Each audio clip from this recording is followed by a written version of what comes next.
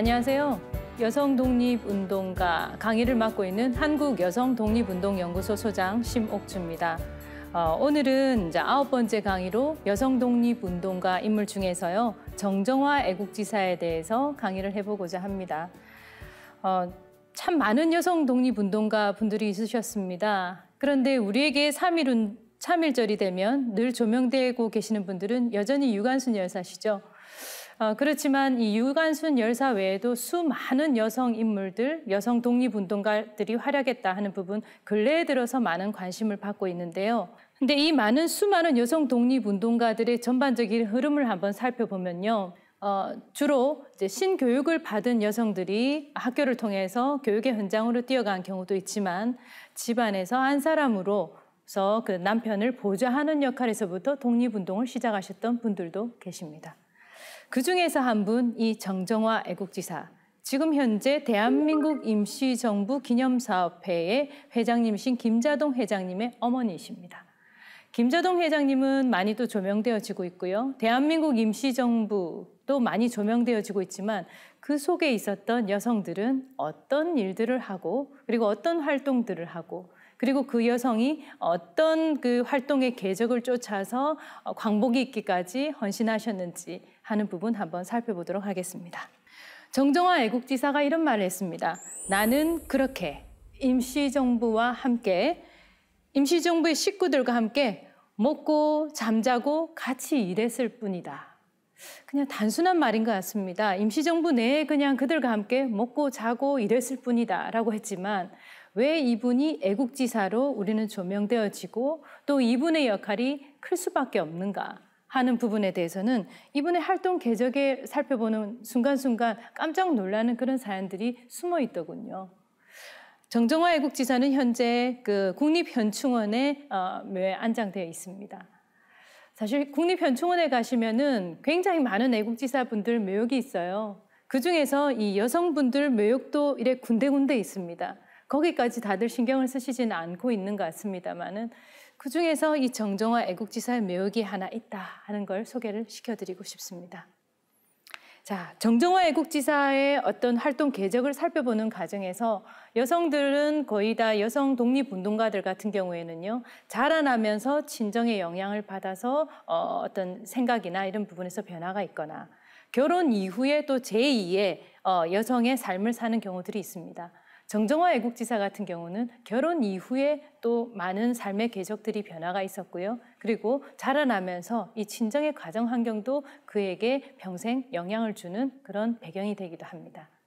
정정화 애국지사는요, 11살에 한 집안의 맏며느리가 됩니다.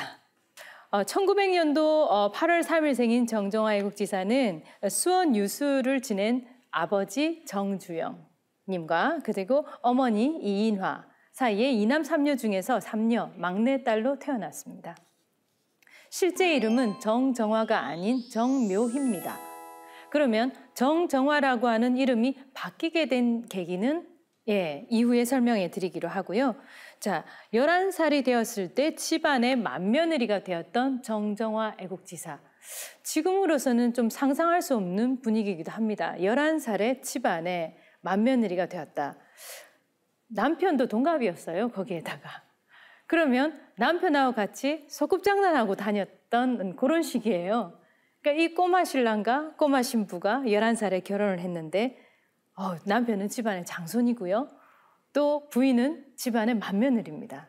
자, 이들은 결혼했을 시기는 바로 1910년이었습니다. 1910년은 우리나라 역사에서 굉장히 통탄스러운 일들이 일어났었던 시기이기도 합니다. 1910년도는 경술국채가 있었죠. 우리가 나라를 빼앗겼습니다. 대한제국이 통탄의 눈물을 흘렸던 그 시기, 정정화 애국지사는 그 해에 결혼을 합니다. 그해 가을에 결혼을 합니다. 그때 우리나라에 암울했던 그 시대적인 상황 부분에 대해서는 아마 많은 분들이 아마 느끼실 겁니다. 우리가 8월 29일을 기억하고 있는 이유, 8월 29일이 되었을 때 뉴스에 쏟아지는 여러 가지 메시지들, 그걸 보면서 나라를 공식적으로 우리가 빼앗겼을 때 우리는 어떤 존재였는가 하는 부분을 한번 생각해 되는 부분이기도 합니다. 1910년, 이때 이들은 결혼을 했고 한 집안의 맏며느리가 되었습니다. 그리고요, 1919년이 되었을 때 그때 이제 첫 딸을 출산을 합니다. 첫 딸을 출산한데 출산한 지 얼마 되지 않아서 딸이 죽고 말았습니다. 자, 그리고요, 그 시기에 이제 시아버님, 그러니까 정종화 애국지사는 남편과 시아버님으로부터 굉장히 많은 영향을 받습니다. 근데 이 시아버님하고 남편이 그 해의 10월 달에 가족들에게도 일체 말을 하지 않고 갑자기 기사를 하나 접하면서 이 집안에 있는 여성들은 깜짝 놀라게 됩니다. 분명히 아버님하고 그다음 시아버님하고 남편이 잠시 일보로 다녀올게 라고 했는데 그 기사에는 상해로 망명했다는 기사가 툭 뜬 겁니다. 그걸 보는 순간 집안에 계신 분들은 당연히 깜짝 놀라셨을 거라 생각합니다. 자, 다시 한 번 더 볼게요. 정종화 애국지사가 11살에 안동 김씨 가문에 시집을 왔고요. 남편도 동갑내기였고 그렇게 신혼을 시작했던 이들. 꿈도 많이 있었을 이 새색시, 그리고 남편, 그리고 이들이 품었던 그 해, 결혼했던 그 해에 맞닥뜨려진 경술국치, 그리고 그 이후에 이들의 삶. 여성은 결혼하고 나면 사실 많은 생활의 변화가 일어납니다. 저도 싱글이었을 때는요, 굉장히 저만 생각하고 내가 어떻게 살아가면 될까 하고 고민했지만 결혼함과 동시에 주변의 시댁 시부모님들 또 아니면 또 친정부모님들도 돌아보게 되고요. 그리고 남편을 일단 섬겨야 되는 상황이 되다 보니까 내 중심이 아닌 여성은 2인자 자리로 사실은 뒤로 물러서게 됩니다. 그러면서 이 집안을 이끌어가는 안주인으로서 나는 또 어떤 존재감을 발휘해야 될 것인가 하는 부분을 생각하게 되죠. 자, 정종화 애국지사가 시집온 이 집안, 그리고 본인 친정 집안, 이 친정 집안의 이 여러 가지 가정 환경이나 이 생활에서의 변화는 정종화 애국지사가 성장하는데 여러 가지 생각을 갖게 하는 그런 주요 요인이 됩니다. 조부님 같은 경우에는요, 1896년에 아간파천이 일어났을 때 그때 고종 그리고 세자를 직접 호위를 했었고, 그리고 그 당시에 다른 사람들은 도망가고 이렇게 했는데요. 직접 호위를 하고 그게 인연이 되어져서 나중에 벼슬을 하게 되시죠. 그리고 아버님도 물론 개화된 그런 성격도 가지고 계셨지만 유교 집안에 있는 자라면서 기본적인 것을 숙지하면서 자라납니다. 시댁 안동 김씨 가문, 우리 지금도 안동 김씨 가문이라고 하면은 굉장히 뼈대 있는 가문으로 생각을 합니다.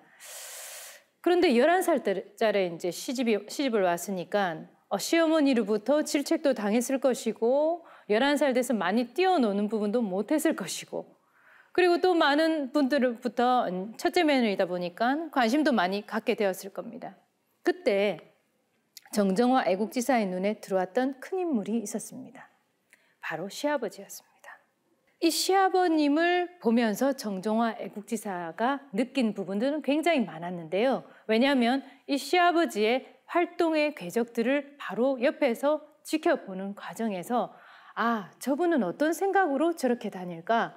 저분은 어떤 생각으로 나라를 먼저 앞세우는 분일까 하는 부분에 대해서 물음표를 가지고 있었고, 그리고 시아버지와 동행하고 있는 남편을 보면서 또 많은 생각들을 하게 되는 집안의 여성이었습니다. 아까 말씀드렸다시피 시아버님과 남편이 생각지도 않게 갑자기 상해로 망명했다는 소식이 들립니다. 시어머니가 무슨 신문 한 장을 들고 왔는데 10월 10일자에는 남편이 망명했다. 그리고 좀 더 지나서 1919년도 12월 2일 날 신한민보에는 전 대신 김가진옹이 상해에 들어왔다라는 기사가 나옵니다. 그리고 그 이후에 벌어진 사건들은 사실은 굉장히 또 더 놀라운 부분이기도 합니다. 이 며느리 입장에서는 가장 존경하는 시아버님이 상해로 망명을 가셨고, 그리고 남편도 시아버님을 따라서 상해를 갔습니다. 본인이 믿고 의지하고 존경하는 그 인물들이 전부 다 상해로 간 상황에서 시어머니하고 있는 이 입장에서 그 시기에 또 딸까지 잃었습니다. 본인은 아마 여러 가지 생각을 하셨을 것 같아요. 정정화 애국지사님은. 그리고는 결론을 하나 내립니다. 시어머님께 어머님 말씀드릴 일이 있습니다라고 얘기를 합니다. 그래서 어머님이 왜 그러냐라고 얘기를 했더니 어머니 제가 친정에 좀 다녀와야 되겠습니다 라고 얘기를 했습니다. 그래서 그래 좋다 그럼 친정에 좀 다녀와라. 안 그래도 그 따님을 잃고 여러 가지 좀 슬프고 이런 부분도 있었을 건데 친정에 가서 몸을 좀 추스리고 그렇게 와라 라고 얘기를 합니다. 그래서 정정화 애국지사는 어머니께 얘기하고 친정으로 들어갑니다. 친정으로 들어가서 아버님께 솔직하게 상의를 합니다. 아버님, 제가 사실 가장 존경하는 시아버님이 지금 상해로 가셨다고 합니다. 그리고 남편도 지금 상해에 가 있다고 합니다. 제가 상해로 가야 되겠습니다. 라고 얘기를 합니다. 그래서 친정아버지 입장에서는 말려야 되는데 상해까지 가는 길이 정말 험난할 건데 말려야 되는데 말릴 수도 없는 그런 지금 상황에 처해져 있었던 거죠. 자, 이 사진은 정정화 애국지사가 국내에서 시작을 해서 상해까지 가는 그런 활동 경로를 지도상으로 표시를 해놓은 겁니다. 단순하게 이 며칠만 걸려서 가는 곳은 아니었어요. 아니었기 때문에 이 가는 동안에 정말 목숨을 걸고 나가야 되는 상황이었는지도 몰라요. 처음에 망명 소식을 접하고 친정아버지께 이야기를 고하고 친정아버지로부터 그래. 너가 그런 뜻이 그렇다면 나는 너를 믿는다. 왜냐하면 자랄 때부터 이 딸이 굉장히 총명했었거든요. 그래서 딸이 총명하기 때문에 충분히 할 수 있을 것이다 라고 생각을 하고는 친정아버지는 거금을 딱 800원을 딱 주고는 딸에게 다녀와라 라고 얘기를 합니다. 그래서 이 800원의 거금을 품고 서울역에서 출발해서 의주를 거쳐서 봉천, 지금의 심양입니다. 심양까지 가서 거기에서 또다시 상해강까지 가는데 이 가는 과정에서도 압록강을 건너는 과정에서도 사실은 뭔가 검문을 받거나 발각되거나 그럴까봐 참 많은 이제 가슴이 조마조마했겠죠. 예. 사실은 이게 지금 시아버님과 남편을 찾아가는 길이기도 했습니다만은 거금을 들고 갔다는 거는 독립자금을 들고 그곳에 전달하기 위해서 비공식적인 임무를 띠고 가는 거나 다름없었던 거죠. 그래서 정정화 애국지사가 이곳을 거쳐서 시내관, 천진, 남경 그리고 마지막에 상해에 딱 도착을 합니다. 그러면 상해에 남편과 시아버님이 있는 곳은 알고 있었을까요? 몰랐던 겁니다. 상해에 도착해서 이제부터는 시아버님과 남편 찾기에 돌입합니다. 남편이 어디 있는지, 시아버님이 어디 있는지 찾기 위해서는 제일 먼저 그 근처에 계시는 우리 한국 사람들하고 말이 통하는, 좀 중국어도 못했단 말이죠. 말이 통하는 그 조선인들이 많이 사는 곳이 어디냐라고 묻습니다. 그리고 조선인이 어디 쪽에서 삽니다라는 이야기를 듣고는 그곳을 무작정 찾아 나섭니다. 지금으로 봐서는요, 이렇게 그 여성이 갑자기 저렇게 먼 길을 10월 달에 망명 소식을 듣고 이후에 준비를 해서 떠나서 1월 중순에 지금 상해에 도착하거든요. 혀를 혼자서 이렇게 찾아서 올라간다는 게 이게 결코 쉬운 일이 아니거든요. 자, 1월 중순에 상해에 도착해서 조선 거주지를 묻고 그곳에서 만난 분이 바로 손정도님입니다. 이곳에서 2년이 되어서 자, 그럼 임시정부의 시아버님이 연결이 돼 있을 거다라고 생각합니다. 마침 만난 분이 바로 임시정부하고 관련이 있는 분을 만난 겁니다. 여기서 하나 생각을 할 수 있습니다. 이 젊기 때문에 도전할 수 있다 하는 거 요즘이나 그때나 시대하고 뭐 구분 없이 이렇게 할 수 있는 부분인 것 같고요. 이렇게 이제 그 당시에 여성으로 봐서는요, 이렇게 쪽을 쥐고 한복을 입고 있었던 한 아낙네가 누군가를 만나기 위해서 찾아가는 이 과정에서 가만히 살펴보면 굉장히 장기간이었고 위험도 도사리고 있었는데 이미 이때 정정화 애국지사는 유교 집안에 있었던 이 여성이라고 하는 틀을 한번 1차적으로 균열을 일으키면서 움직인 것 같다 싶습니다. 그리고 본인이 시아버님과 남편을 만나야 돼. 그리고 나에게는 독립 자금이 있어 하는 이 목표치를 가지고 움직였기 때문에 사실은 난 잘할 수 있을 거야 하는 그런 긍정적인 마인드도 좀 가지고 계셨는 것 같습니다. 이분의 성향들이. 그렇게 해서 만나서 시아버님을 만납니다. 시아버님은 깜짝 놀랐습니다. 아니요, 나이 어린 며느리가 19세인데, 그죠? 이 나이 어린 며느리가 아니 상해 시아버님하고 남편이 어디 있는 줄 알고 이곳까지 찾아왔나 싶어서 깜짝 놀라기도 하고 이 며느리를 보면서 너무 반갑게 맞이하십니다. 여기에서부터 독립집안, 독립운동가 집안이 온전하게 어찌 보면 시작되는지도 모르겠습니다. 이렇게 생각하시면 될 것 같습니다. 남성이 독립운동을 하러 가고 여성은 집안에서 집안을 그냥 꾸려나가는 여성이라는 것이 아닌 그 적진 현장 속으로 이 집안을 꾸려나갔던 여성이 같이 뛰어들어가서 그곳에 같이 연명해서 간다는 거. 예, 같이 가는 거죠. 그래서 아까 처음 표현처럼 나는 임시정부에서 자고 먹고 그렇게 생활했을 뿐이다 라고 했던 말들이 몸속에 거의 체득화되어져 있는 한 여성의 말이지 않았을까라는 생각을 해봅니다. 그렇게 해서 정정화 애국지사는 남편을 만나기 위해서 이렇게 오랜 기간 동안 많이 걸려서 이 경로를 통해서 갑니다. 중간중간에 철로도 건넜을 것이고 또는 아니면은 뭐 검색하는 그런 과정도 있었을 것이고 참 그렇죠. 근데 어쨌든 이곳을 해서 갔는데 이 한 번의 경험이 정정화 애국지사가 이후에 독립자금을 조달하는 연락책으로 공식적인 연락책의 역할을 하는데 큰 힘이 됩니다. 아까 말씀드렸다시피 독립운동가 집안이 온전하게 그곳에서 일궈지고 또는 그곳에서 생활하다가 또 자식을 낳고 그 자식에게 너희 할아버지는 이렇게 했어, 너희 아버지는 이렇게 했어 하고 이야기를 하면서 그 자식에게도 독립정신을 불어넣는 그것의 시작. 그들이 만났고 함께했기 때문에 어찌 보면 현장에서 그 정신을 계승할 수 있었는지도 모르겠다 싶습니다. 이 사진은요, 정정화 애국지사, 그 다음에 남편, 그리고 아들. 저 까까머리 아들이 지금 현재 대한민국 임시정부 기념사업회 회장님이십니다.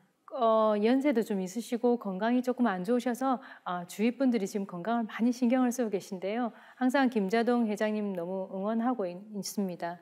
그리고 마침 저희 연구소에서도 여성 독립운동가 12분을 추천해서 포스터 달력을 제작을 했는데 그중에 이제 정정화 애국지사도 포함이 되어 있어서 가지고 제가 선물을 들고 갔었더니 너무 기뻐하셨던 기억이 납니다. 그래서 내가 정신이 좀 흐린데 라고 말씀하시면서도 여러 가지 일화들을 쏟아내시는 것. 그렇게 할 수 있는 것은 바로 이 임시정부 안에 그곳에서 나고 자라고 생활했기 때문에 온전히 그 이야기를 지금 들려주실 수 있지 않나라는 생각이 듭니다. 자, 정정화 애국지사님이 저렇게 예쁘장하게 생기셨거든요. 그런데 국내에 6번이나 잠입해서 독립자금을 전달하는 연락책 역할을 했다니까 깜짝 놀랄 부분이기도 합니다. 자, 그러면 이 정정화 애국지사가 왜 독립자금을 전달하기 위해서 그렇게 움직였을까? 그건 바로 임시정부의 실상을 바로 보았기 때문입니다. 임시정부에 도착해서 가면 시아버님도 남편도 정말 독립운동하는데 매진하고 투신하고 계실 거야 라고 했는데 사실 들어가서 봤을 때는 그곳에는 안살림 부분이 너무 심각한 상황이었습니다.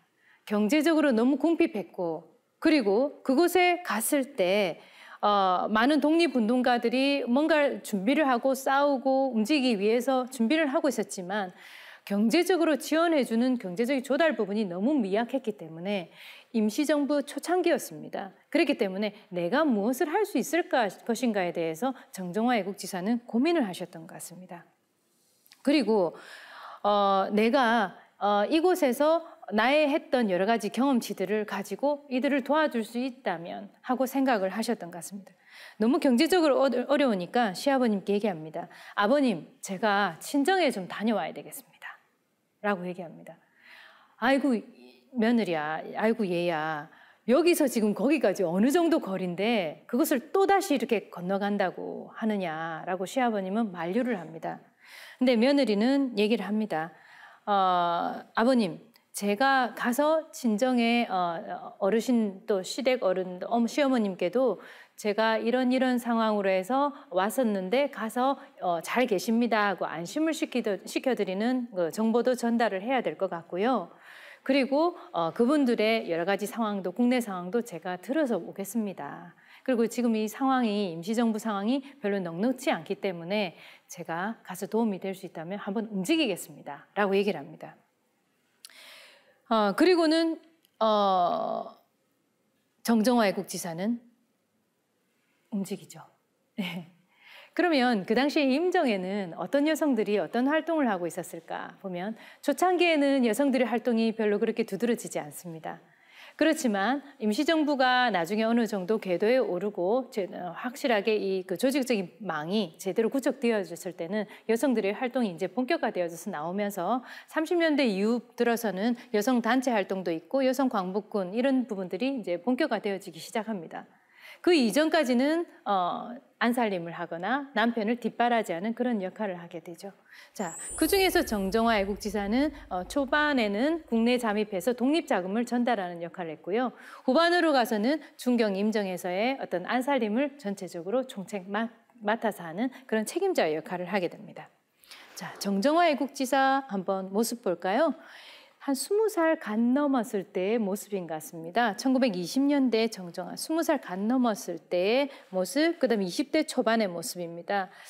1922년 장례 후의 정정화 모습 같은 경우에는요. 그 이후에 이제 시아버님께서 돌아가시고 난 다음에 시동생들하고 같이 찍은 사진입니다.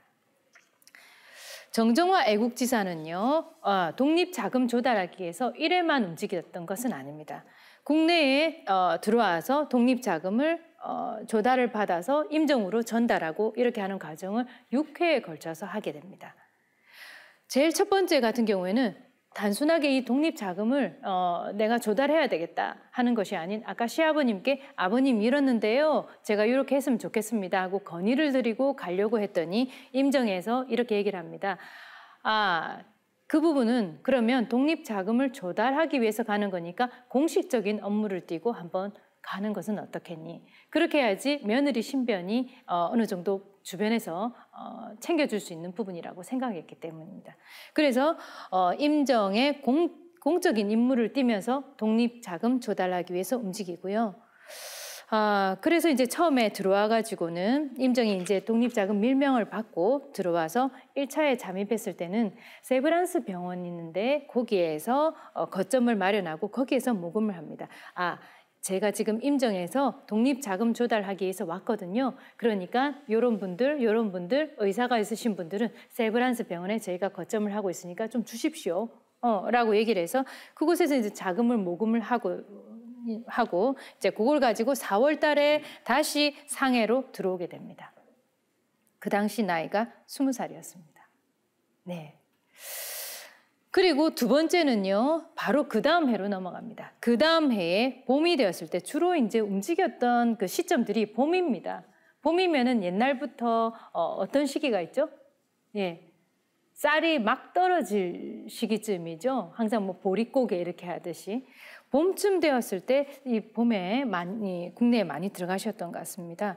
그래서 21살, 1921년도에 두 번째로 다시 들어갑니다. 들어가서 이번에는 친정집에 가서 아버님 좀 도와주십시오 라고 얘기를 해서 친정집으로부터 독립자금을 받아옵니다. 근데 그곳에 갔더니 친정아버지가 생각지도 않은 제안을 하십니다. 얘야, 너는 예전부터 똑똑하지 않았니? 너는 좀 똑똑하고 그랬으니까 혹시 유학 갈 생각이 없니? 라고 얘기합니다. 아마 따님이 중국 쪽에 임시정부로 그쪽으로 갔는데 임시정부 상황이 경제적으로 여의치 못하고 그리고 그런 딸의 모습을 보면서 굉장히 안쓰러우셨던가 봅니다. 그래서 유학을 가지 않겠나라고 권유를 합니다. 그리고 그 당시에는 자제분도 없는 상황이었거든요. 그러니까 딸이 자식도 없이 국내에 다시 또 들어와서 자금 조달을 하고 나가고 하는 이 모습들이 친정아버지 입장에서는 굉장히 위험스럽기도 하고 안쓰러웠던 부분이었던 것 같습니다. 유학을 권유를 하는데 그 유학 권유하는 부분을 만류를 하고 다시 돌아옵니다. 그리고 세 번째는 1922년도, 이때는 22살 때였습니다. 22살 때 이때는 세 번째니까 조심조심해서 이제 들어왔는데 신의주에서 국내 잠입하고 있던 중에 신의주에서 체포가 되어지고 맙니다. 체포될 당시 같이 동행했던 사람이 있었는데 혹시 당신들 그 신분증하고 이것을 내놔라라고 얘기를 합니다. 그러면 우리 신분증이 이거요. 우리 지금 국내에 이걸 무슨 일을 하기 위해서 누굴 만나기 위해서 가는 중이요. 라고 했는데 한 번도 그런 검문을 안 하다가 갑자기 검문을 하니까 당황하셨던가 봅니다. 예, 그래서 순간 당황해서 말을 약간 버벅거리기 시작했던 거예요. 그러니까 일본 경찰 입장에서는 저 사람 뭐 있다 이래 되는 거예요. 그래서 바로 현장에서 체포를 하고 서울로 압송을 합니다.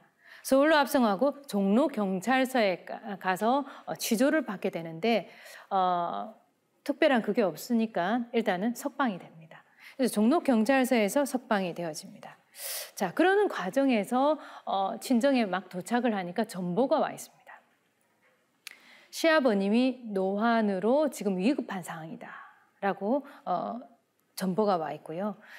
그래서 빨리 지금 독립자금을 가지고 상해로 귀환해야 되겠다 싶어서 독립자금을 주변에 얘기를 해서 빨리 모으고 귀환을 하려고 하는 차에 또다시 전보가 떨어집니다. 시아버님인 그 김가진 애국지사님께서 노안으로 별세하셨다라는 전보가 뜹니다. 그 소식을 듣고 다시 그 상해로 들어갑니다. 상해로 들어가서 시아버님의 장례 부분을 다 치르고 그리고는 굉장히 아마 그 상황에서 이 그 정정화 애국지사나 아니면 남편 김의환 애국지사 입장에서는 굉장히 큰 충격이었을 것 같아요. 그리고 대동단을 이끌고 있었던 그 총재의 입장이었기 때문에 많은 독립운동가들로부터 굉장히 그 이분의 돌아가셨던 소식은 굉장히 좀 충격적인 상황으로 비춰집니다. 그리고 1923년 되었을 때 다시 한 번 더 국내에 잠입을 하는데 그 과정에서 친정아버님께 이제 시아버님도 돌아가셨고 남편하고 어떻게 할까 고민을 하다가 친정아버님께 이제 말을 건넵니다. 아버님, 저 예전에 저에게 유학을 가라고 권하셨죠? 제가 유학을 가고 싶습니다. 라고 얘기를 합니다. 그래서 가을쯤 되었을 때 친정아버지께 그 얘기를 하니까 친정아버지는 그러면 봄에 곡식이 이렇게 들어오고 봄쯤에 경제적인 부분이 들어왔을 때 너가 갈 수 있도록 지원을 해주겠다라고 아버님이 약속을 합니다. 그리고 그 기다리고 있는 동안 정정화 애국지사는 근화학원에서 영어를 배웁니다. 밖으로 나갈 준비를 했던 거죠. 그런데 그해 겨울에 친정아버지께서 갑자기 별세를 하시면서 독립자금도 그리고 해외에 나갈 유학 기회도 순식간에 다 사라지게 됩니다. 그리고는 이후에 친정에 들어왔을 때 그때는 친정 아버님은 안 계셨기 때문에 친정 오빠로부터 독립자금을 조달을 받게 되고 마지막 6번째 들어왔을 때는요, 아들인 김자동 선생님, 그 당시는 후동이라고 불렀습니다. 그래서 후동 엄니 뭐 나 밥 좀 줄라우 하고 백번 김구 선생님 했던 말들이 지금 남아 있는데요.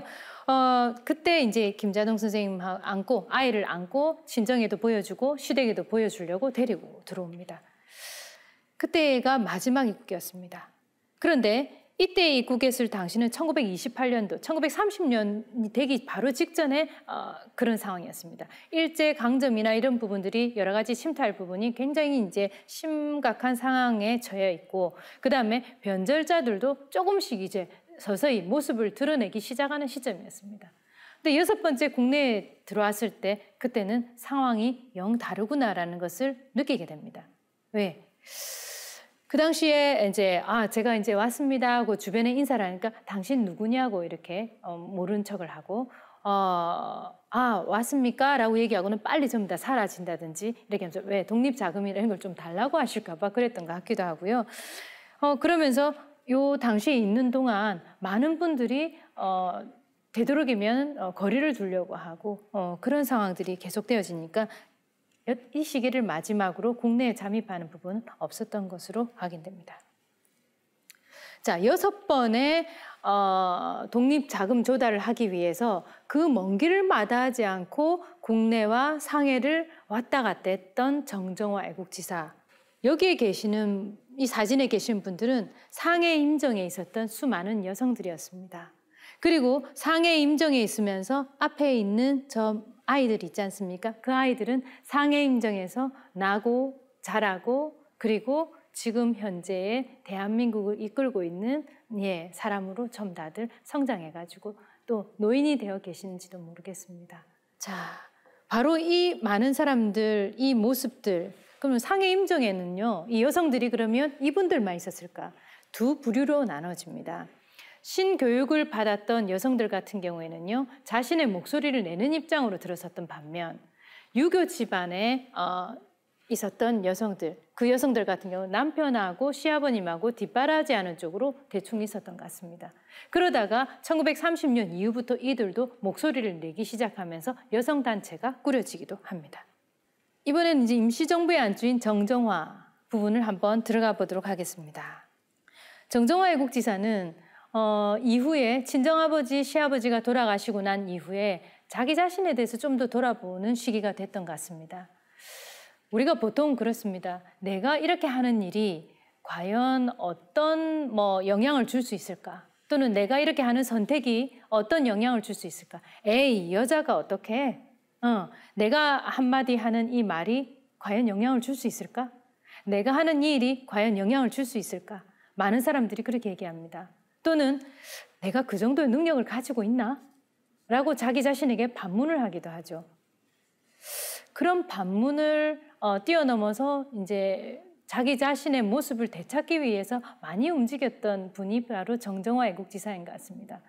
지금 김자동 회장님은 이 모습이 많이 남아 계세요. 지금 보면 나중에 실제 모습 보여드릴 텐데 많이 남아 계세요. 그리고 지금도 웃음 지을 때 이제 저런 모습들이 눈매하고 고스란히 남아 계신데 정정화 애국지사를 제가 메인으로 빼고 그 다음에 우리가 잘 알고 있는 굵직굵직한 독립운동가 분들, 이분들을 모습을 가지고 온 이유는 뭐냐면 공통점이 뭘까요? 이 세 분들 다 정정화 애국지사한테 밥을 얻어 드신 분들입니다. 네. 정정화 애국지사가 바로 임시정부에서 안살림을 하면서 열심히 밥 인심이 좋으셨고 그리고 밥을 많이 먹어야 된다. 그분들이 많이 일을 하셔야 되니까 또 중요한 일을 하시니까 그런 부분을 많이 챙기셨던 것 같습니다. 그러다 보니까 백분 김구 선생님이 남긴 여러 가지 어록 중에서 정정화 애국지사님께는 우리 독립운동을 위해서 투신하자 이게 아니고 후동엄니 나 밥 좀 줄라오? 라고 했는 어록이 남아 있습니다. 가장 편하게 나 밥 좀 달라고 할 수 있는 사람이었던 것 같습니다. 백분 김구 선생님은 아시다시피 체격도 건장하고 그렇기 때문에 굉장히 밥도 많이 드셨던 것 같아요. 그러니까 임정 경제적인 상황이 별로 여의치 못하니까 그쪽에서는 많은 사람들이 식사를 할 수 있게끔 뒤로 약간 물러나 있고 뒤로 배가 많이 고프셨던 것 같아요. 그러니까 정정화 애국지사를 찾아가서 나 밥 좀 줘 하고 얘기해서 좀 달라고 하셨는 것 같은데 그렇게 할 수 있었던 그 시기적인 부분도 이 시기쯤에 남편이 영국인이 운영하는 회사에 취업을 했고 수입이 좀 있는 상황이었기 때문에 이곳에서는 가서 밥을 달라 해도 마음이 좀 편안하셨던 것 같아요. 그래서 백번 김구 선생님이 오히려 어머니 찾아가서 얘기하기보다는 정정화 애국지사님 찾아가서 밥 달라 소리를 많이 하셨다. 그다음에 이시영 선생님 같은 경우에는 그 당시에 이제 많은 여성들이 여러 가지 활동을 하고 이랬는데 이 이시영 선생님 같은 경우는 정정화 애국지사가 이 새색시 같은 이 사람이 임시정부에 들어와가지고 뭔가 열심히 독립자금을 위해서 또 6번이나 왔다 갔다 하고 하는 이런 모습들을 보면서 조금 애잔해 하셨던 것 같아요. 그래서 이 정정화 애국지사에게 구두를 한 켤레 선물을 하셨는데 이 구두를 선물하신 구두를 정정화 애국지사는 그걸 품고 광복을 할 때도 들고 오셨어요. 들고 오셔가지고 그거를 이제 우리 아이에게 전해줘야 되겠다라고 하셨는데 결국은 잃어버립니다. 예, 타국에서는 전혀 잃어버리지 않았는데 국내에 들어와서 6.25 전쟁이 일어나면서 그 신발을 잃어버린 것을 굉장히 마음 아프게 생각하셨다고 합니다. 도산 안창호 선생님은 미국을 왔다 갔다 하셨던 분이었기 때문에요. 주로 아이들을 잘 공략하셨던 것 같습니다. 그래서 김자동 선생님 어렸을 때 초콜릿을 많이 사주셨던 것 같아요. 아이들을 유독 좋아하시고 그다음에 청년들, 이 아이들을 많이 챙기셨던 분인 것 같아요. 그러니까 주로 이분들이 정정화 애국지사님에게 밥을 좀 달라, 또 아니면 허심탄회하게 얘기할 수 있는 임정에서 안살림을 책임지고 있었던 그런 인물이었던 것 같습니다. 그래서 이런 굵직굵직한 이런 많은 분들이 열심히 마음 놓고 밖에 나가서 독립운동을 할 수 있었던 그 뒤에는 이 안살림을 아주 잘 꾸리고 계셨던 이 정정화 애국지사님 같은 분들이 계셨기 때문에 그분들이 또 바깥에서 그렇게 열심히 뛸 수 있었던 것은 아닌가라는 생각이 듭니다. 그리고 이 사건이 터졌습니다. 이 사건 이후에 임정의 경제적인 상황은 사실 좀 완화되어졌습니다. 왜냐하면 우리나라 또 임정의 이 존재감이 대외적으로 확실하게 알려지게 되면서 중국 정부에서 공식적으로 도와주겠다라고 하는 손길들이 들어오기 시작합니다. 그렇게 된 계기는 이 사건들이었습니다. 이봉창 의사 33살에 순국하셨습니다. 윤봉길 의사 25살에 순국하셨습니다. 이 젊은 인재들은 한인애국단 소속이었습니다. 한인애국단은 백범 김구 선생님이 주축이 되어져서 일제 암살 요인을 목표로 조직이 되어지고 훈련이 되어졌습니다. 이봉창 의사가 신문에 큰 면을 장식하고 그다음에 윤봉길 의사가 신문에 큰 면을 장식을 했을 때 이들이 손에 쥐고 있었던 것은 이봉창 의사는 수류탄 2개와 거금 300원이었습니다. 그리고 윤봉길 의사는 도시락 폭탄, 그리고 물폭탄, 그것뿐이었습니다. 그렇지만 이봉창 의사는 일본 동경 한복판에서 사건이 터졌고 일왕을 암살하기 위한 마차 행렬을 상대로 폭탄을 던졌습니다. 그리고 윤봉길 의사는 만주 사변을 기념하는 일본의 공식적인 행사로 외교관들이 2만여 명이 참여했던 그 중간에 폭탄을 던지면서 일침을 가하면서 우리 정부의 존재를 고스란히 드러낸 그 사건의 주역이었습니다. 그 뒤에는 임시정부가 있었습니다. 이 의거가 있은 후 일본의 압박은 더 거세지기 시작했고 임정은 피난을 가기 위해서 보따리를 쌀 수밖에 없었습니다. 임정의 피난 행렬은 상해에서부터 시작해서 항저우, 그 다음에 계속 움직여서 가는 보따리를 쌀 수밖에 없었습니다. 왜? 계속 추적해 오니까. 우리나라 정부가 우리나라 바깥에서 존재하고 있고 그 존재감을 신문의 일면을 장식하면서 드러낸다는 것은 일본으로서는 굉장히 위협적이었고요. 그리고 이들의 의거 자체가 중국의 입장에서는 굉장히 신선한 충격이었던 거였습니다. 그래서 일본에게는 완전히 찬물을 끼얹었고 중국에게는 불을 끼얹는 그런 역할을 했던 주역이 바로 이 작은 한반도의 작은 나라에 바로 우리나라 사람들이었습니다. 강대국들 사이에 끼어서 있던 이 작은 나라가 일침을 가했던 것이 일본에는 찬물을 끼얹었고 중국에는 불을 지피는 그런 역할을 했던 것을 보면서 중국과 일본이 느끼는 바는 굉장히 달랐던 것 같습니다. 자, 임시정부에 이동하는 이 과정 속에서 이 여성들은 계속 은신처를 찾았고 임정묘인들은 숨어 다니기에 바빴습니다.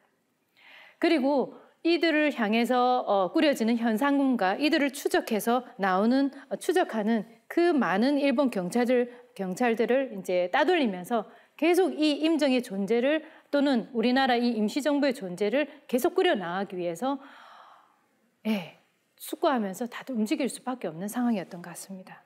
자, 그러는 과정에서 정정화 선생님과 그 김의환, 남편 김의환, 그리고 김자동 선생님이 찍었던 이 사진들이 안 남아 있었다면 이분들의 또 활동의 궤적을 우리가 좀 찾기는 힘들었던 것 같습니다. 자, 그리고요, 일본의 압력은 더 거세지기 시작합니다. 우리나라 변절자들이 가장 많이 나왔던 시기가 바로 1930년대 말 40년, 그리고 광복 이전까지 한 5년, 3년, 4년, 5년 그 당시가 우리나라 변절자들이 굉장히 많이 나왔던 시기였습니다. 왜? 정말 일본 입장에서는 열심히 이제 쪼여서 들어가는 상황이었기 때문에 우리나라 사람들이 뭔가를 또 사건을 저지를까 봐 일본 입장에서는 다급했기 때문에 할 수 있는 방법들은 다 동원했다는 거죠. 친일을 포섭을 해서 중요한 인물을 포섭해서 그들을 통해서 이 조선인들은 일어날 수 없다라는 것을 인식을 시켜주는 부분이 굉장히 일본 입장에서는 가장 큰 과제였던 겁니다. 자, 임정이 움직이는 과정에서 바로 백범 김구 선생님의 부인인 최준례 여사가 돌아가시고, 그리고 망명정부는 정말 위치가 강위에도 정말 떠 있을 것처럼, 영화 암살에서 보면 그 백범 김구 선생을 만나기 위해서 어떻게 배 타고 들어가잖아요. 네. 정부가 남아 있어야 되는데, 정부라는 존재를 계속 유지를 하기 위해서 이곳저곳 떠돌아다니는 그 과정에서 임시정부의 위상, 그 조그마한 곳에서 이분은 누구예요? 이분은 내무 담당하는 누구예요? 하는데 그 조그마한 그 장소에서, 그곳에서 지금 현재를 봐서는 장관님들이 다 있는 거죠. 그러면서 그 모습을 계속 유지해가는, 그리고 그곳에서 계속 그 식솔들을 챙기면서 가는 과정에서의 임정의 안주인이었던 정정화 애국지사였습니다. 그리고 대한어머니의 이름으로 이제는 정정화 애국지사는 본격적으로 여성 리더의 계열에 들어서기 시작합니다. 1940년대, 자, 이때 시점으로는 봤을 때는 일본 입장에서는 굉장히 그 변절자들을 빨리 포섭하기 위해서 여러 가지 다각도로 움직이고 있었던 그 시점에 임정에서는 여성들이 이제는 본격적으로 움직이기 시작합니다. 물론 신여성들은 이미 움직이고 있었습니다만 유교 집안에 있었던 이 여성들도 이제는 일선에 나오기 시작합니다. 그런 면에서 보았을 때 1940년 기점으로 보면 정정화 애국지사, 그리고 남편 김의환 선생님 같은 경우는 한국 독립당의 창당 부부로서 이름이 올라와 있고요. 6월 달 되면 한국 여성 동맹이 창립이 되는데, 그 창립되는 당시에 정정화 애국지사는 창립위원과 간사로 선출이 되어집니다. 그리고 남편은 그 당시에 광복군 창건에 참여를 해서 임정 내에 광복군 창건하는 쪽으로 또 관여를 하게 됐고요. 그리고 1941년이 점차 흘러갔을 때는 이제는 임정 내에서 유치원도 만듭니다. 어렸을 때부터 유치원생부터 이제는 교육을 해서 독립정신을 키워가야 된다 해서 유치원 이름이 바로 3.1 유치원입니다. 3.1 유치원도 창설을 하고 그 애들에게 교육활동하는 것부터 그곳까지도 매진하게 되면서 1943년이 되었을 때는 정정화 애국지사는 한국애국부인회의 집행위원 겸 훈련부 주임까지 맡게 됩니다. 자, 이제 정정화 애국지사는 과거처럼 임정의 안주인만으로 있었던 것이 아닌 한 여성 리더의 성격을 나타내면서 단체에 귀의하는 그런 역할을 하면서 또다시 다른 모습으로 나타나게 됩니다. 자, 오른쪽 사진은 한국혁명여성동맹의 창립 사진입니다. 한국혁명여성동맹은 1940년 6월 16일 날 충칭에서 결성이 되었는데 결성된 바로 다음 날 찍은 사진입니다. 이때 활동했었던 12명들, 이 사진 찍었을 때 나와 있는 이 많은 사람들 중 같은 경우에는요, 그 중에서 12명은 바로 이 여성동맹 활동을 했던 것을 인정받아서 여성독립운동가로 서훈을 받기도 합니다. 자, 그리고 정정화 애국지사는 조금 변동이 있습니다. 임정이 움직였던 활동의 궤적이 진한 선이라고 하면 정정화 애국지사 그 일가가 움직였던 선은 지금 점선이거든요. 빨간 부분 안에 보면 여기에서부터 정정화 애국지사는 어느 중간의 시점 부분은 임정하고 좀 떨어져 있다가 이후에 합류했던 것을 알 수가 있는데 합류하면 했던 시기부터는 임정의 정말 안주인으로서 자리를 박차고 차고 앉아서 있게 되는데요. 그 이전에는 남편이 중국에서 또 취업을 하고 또는 영국인이 운영하는 회사에 취업하고 이런 과정에서 남편을 또 뒤에서 보좌하는 역할로 이제 있게 되는 겁니다. 그래서 이제 그 이후에 이제 합류를 합니다. 자, 이거는 뒤에 1941년도 동암 차이석 선생님 회갑 기념에 찍은 사진인데요. 이 당시에도 보면 앞에 아이들이 지금 앉아 있잖아요. 조그맣게 앉아 있잖아요. 1941년도 3일 유치원이 나오고 난 다음에 그 이후에 3일 유치원을 만든 이유가 저렇게 많은 아이들이 이곳에서 임정의 식구로서 자라나다 보니까 그 아이들을 교육했다고 하는 그런 여성들의 생각의 변화가 굉장히 컸던 것 같습니다. 그러면 그 당시 임정이 궁핍했던 상황하고 견져보면 예, 경제적으로 많이 힘들었을 거다 싶은 생각이 드는데요. 이후에 가서는 조금 더 나아졌던 부분은 뭐냐면 미국과 하와이 이쪽에서부터 상해 임정의 독립자금 조달하는 부분도 조금 들어오기 시작했기 때문에 조금 더 나아졌다 싶은 생각이 들고요. 3일 유치원 추계 계약 기념으로 찍은 사진입니다. 네, 정정화 애국지사님은 여기 있죠? 예, 여기 있죠. 그다음에 여기 있었던 분들이 지금 이제 올해 그 7월 인물로 국가보훈처에서 선정한 7월 인물로 선정되어진 연미당 선생님도 여기 있고요. 예, 그 외에 이제 그 강영파, 김병인, 이국영 이 선생님들이 전부 다 아이들하고 같이 찍은 모습의 사진입니다. 충칭이었습니다.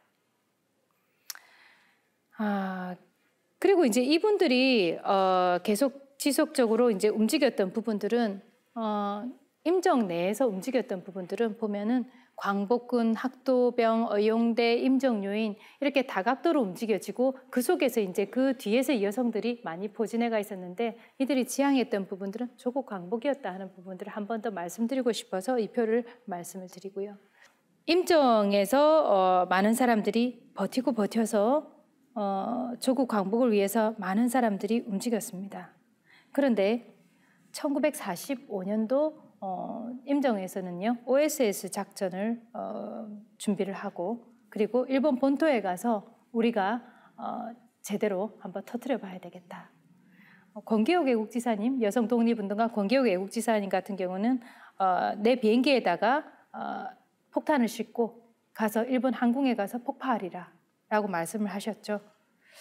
그랬는데 우리의 의사와 상관없이 조국 광복은 다가오고 말았습니다.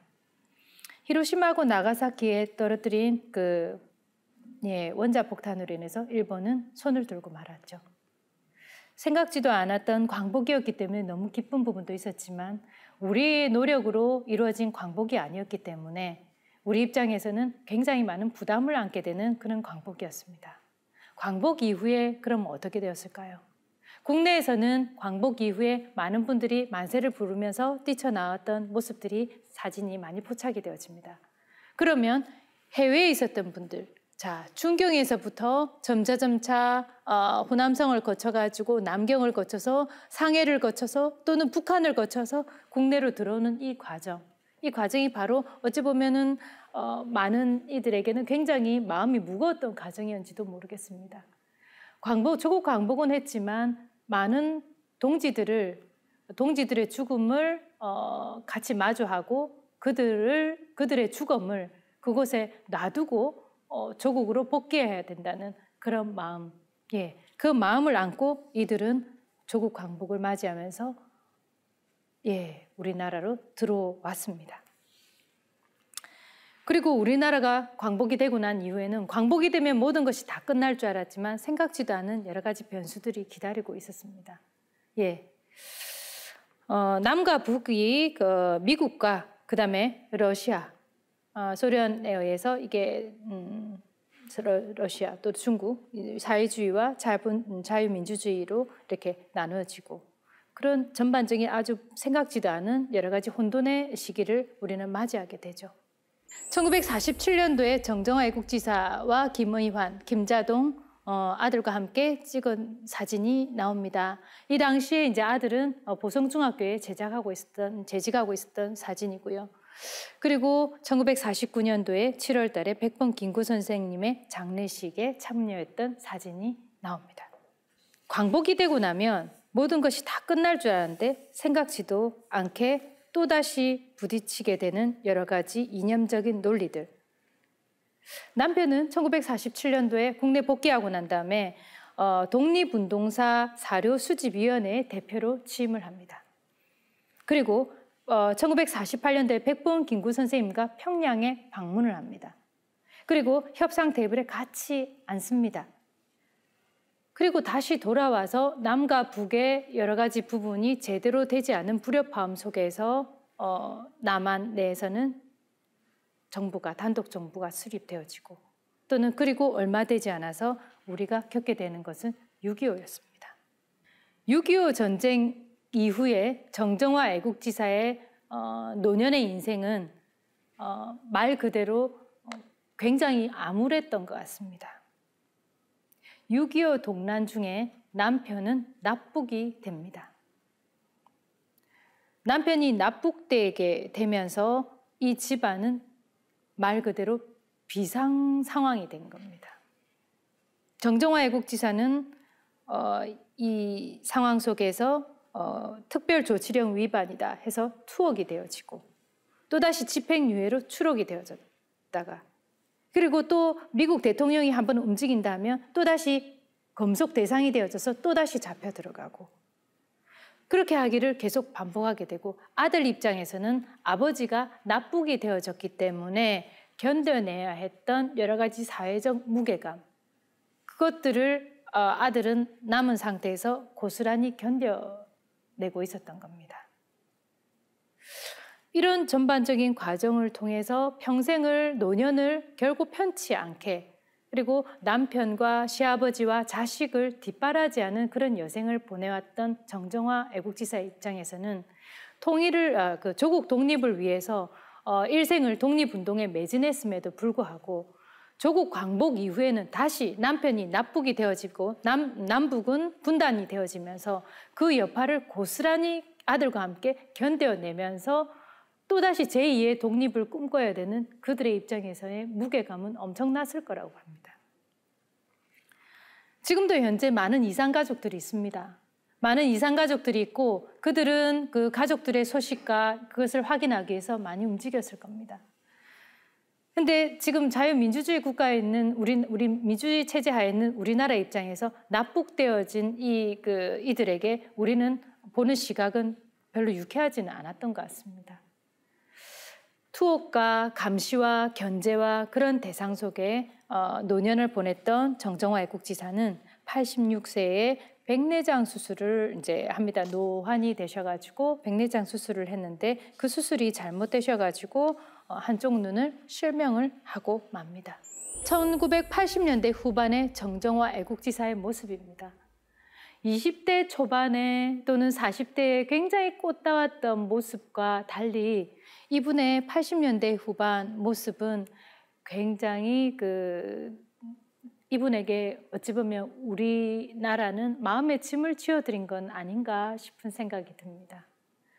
투옥과 감시와 견제와 이런 대상 속에서 어쨌든 지금 우리는 남북 간의 어떤 화해 모드를 접하고 있고 그리고 내년 3.1운동 100주년을 앞두고 있는 이 시점에서 그 아드님은 대한민국 임시정부의 수장이 되어서 내년 3.1운동 100주년을 맞이할 겁니다. 과거의 역사와 살아있는 역사가 지금 공존하고 있는 이 순간 여러분들은 내년 3.1운동 100주년을 함께 맞으시는 것 같아요.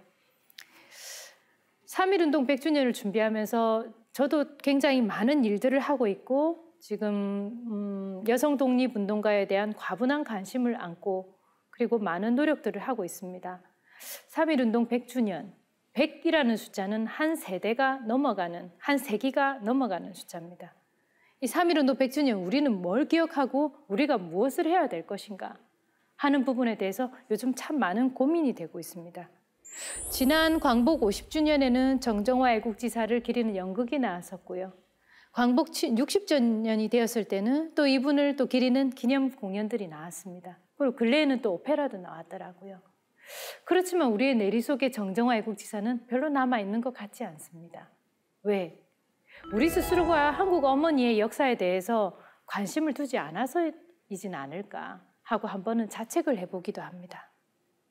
어쨌든 화장을 좀 안 했을 때네요. 네.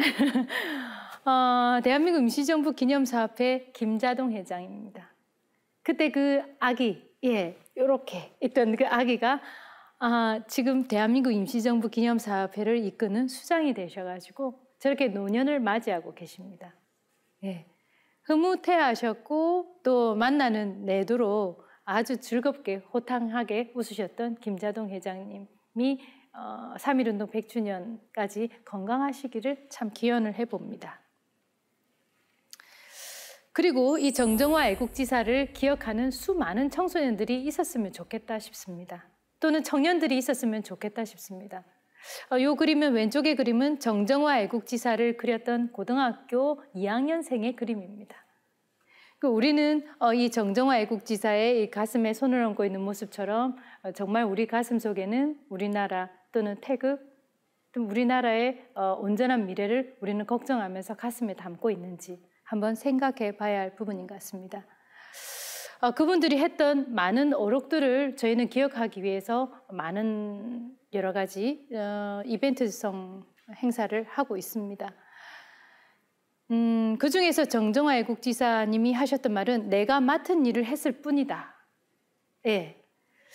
그리고 앞서서 강의할 때 제가 얘기했었던 권기옥 애국지사님은 네 꿈은 뭐이가? 라고 얘기하셨고, 그 다음에 유관순 열사의 스승이었던 김난사 애국지사님은 조선을 밝히는 등불이 되어다오라고 했습니다. 이 이야기들이 결국 우리 다음 세대에게, 청년들에게 이런 이야기를 전하고자 했던 것은 아니었을까 하고 한번 생각을 해보게 되고요. 그리고 이 3.1운동 100주년을 준비를 하면서 이 과거의 역사를 온전하게 제대로 잘 전달해줘야 될 것인데 하는 그런 막중한 책임감을 요즘 참 많이 느끼고 있습니다. 기억해야 되는 책임, 그거는 우리 역사 속에 고스란히 숨어 있고 그 역사 속에서 우리에게 한 번 더 이야기를 해주길 바라면서 기다리고 있는지도 모르겠습니다. 그 속에는 한국 어머니의 이야기가 있고요. 한국 어머니들의 가열찬 인생들이 있습니다. 그리고 그곳에는 바로 여성 독립운동가의 여러 가지 사연과 이야기가 있습니다. 정정화 애국지사님은 그러셨던 것 같습니다. 나는 임시정부 안에서 그냥 같이 먹고 자고 그곳에 있었다. 우리는 지금 각박해져가는 요즘 세대에 내가 무엇인가를 얻기 위해서 찾기 위해서 움직이고 있지만 내가 있는 이곳이 바로 대한민국이라고 하는 이 땅이고 우리 조국 선열들이 독립운동을 해서 찾은 바로 우리가 주권을 행사할 수 있는 이 땅이라는 것을 생각해 보신 적은 없으셨는가? 한번 생각해 봅니다. 한국 어머니의 이야기 그리고 한국 어머니의 역사 여성 독립운동가 강희였습니다. 감사합니다.